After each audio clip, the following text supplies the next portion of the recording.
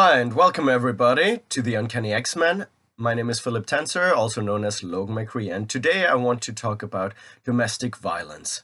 Yesterday, I watched a video on YouTube made by a young woman, and it was a bit of a rant because she read an article written by a feminist about the first male domestic violence shelter in America. And in this article, the feminist, she wrote, well, yes, male victims of domestic violence exist, but putting money into a male shelter is a waste of resources because there are still women that don't get help and that don't have a shelter. So unless and it was pretty much the narrative, unless we have helped every single woman, we should not help man. It wasn't as blatant as that, but that was the message of the article apparently, and this woman, rightly so, was quite upset with that. But listening to that, it made me think about the gendered nature of domestic violence. And when feminists say that domestic violence is a gendered crime, they usually mean that uh, women are the victims, men are the perpetrators. And for example, here in Scotland, in the government, the definition is still that domestic violence is a crime perpetrated by a man against a woman, which is absolutely outrageous. Because even the most conservative numbers are that 1/3 of the victims are men, and other studies prove or indicate that it could be up to 70% of victims being male when it comes to non-reciprocal domestic violence. But it doesn't really matter if it's 30% or 70%. Even 30% is a very high number, and they deserve help, and there needs to be much more funding.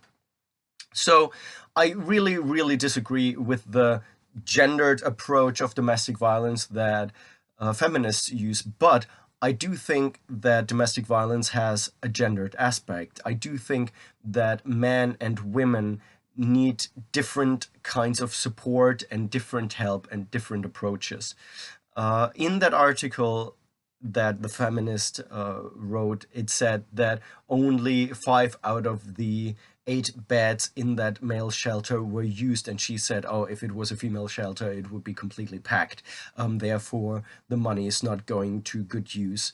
And I'm not an expert on domestic violence and violence shelters, but I do think that it's much easier for women to accept help, to ask for help, to go to a shelter than it is for men. And I do think when we look at how we can help male and female victims and children, when we look at these things, we have to ask the victims how we can help them, how we can reach them. And for example, when it comes to shelters, I do think that the words we use when we deal with these things, they are much more targeted towards a female audience, so to speak, female victims. I think for a man, it's difficult to go to a shelter because it immediately implicates vulnerability, weakness, and that's something that men have a problem with, to see themselves as a victim. And I do think if we deal with male victims, we have to change the narrative, which is a bit tricky because, on the one hand, we need to show people that men can be victims as well, but men really don't like to be called victims. I always thought that the whole survivor narrative is I don't like it. I don't like the word survivor of sexual assault and stuff like that, and survivor of domestic abuse, nor do I really like the word victim, even though victim I think is better than survivor. I would actually choose the word I would just say somebody who experienced domestic violence.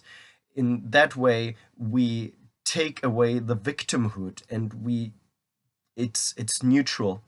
We don't say you are weak, you were weak. No, you experienced that.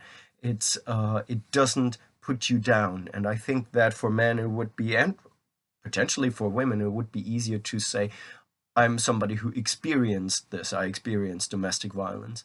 And I think when we talk about shelters, I personally, I wouldn't feel very comfortable going to a shelter. I think I would feel more comfortable if it had name something like New Start or Step Out or First Step, or just Hub. Something neutral, something that doesn't indicate that you are a victim of something, just something where you can go, where you can leave the situation where you were trapped in. As I said, I'm not an expert on domestic violence, and I would be very, very interested what some of you guys who deal with domestic violence, who have experiences, what you guys think. Do we need to change the narrative for men when we try to acknowledge domestic violence that men suffer? Do we have to create different posters that don't show, that don't work into the victim narrative and are more neutral and say, hey, this can happen to anybody? It doesn't make you less manly. And to be honest, I think it should be the same for women. I'm quite sick of this whole victim narrative that is fed to women. And I wonder if women at times feel the same way, if women would like to be more empowered and feel less like a victim. I guess that's why the whole survivor narrative came up. But in my opinion, a survivor is somebody who was in a deadly situation, in a situation where most people die, which both in cases of rape, sexual assault, and domestic violence is not the case. So I don't know. Please let me know what you think. Hit the like and subscribe button and leave some comments below. And if you have any questions, please put some questions down as well, and I will answer them in follow-up videos. Thank you very much for watching. I'm Philip Tenser, Logan McCree, and this was the Uncanny X-Men. Thank you.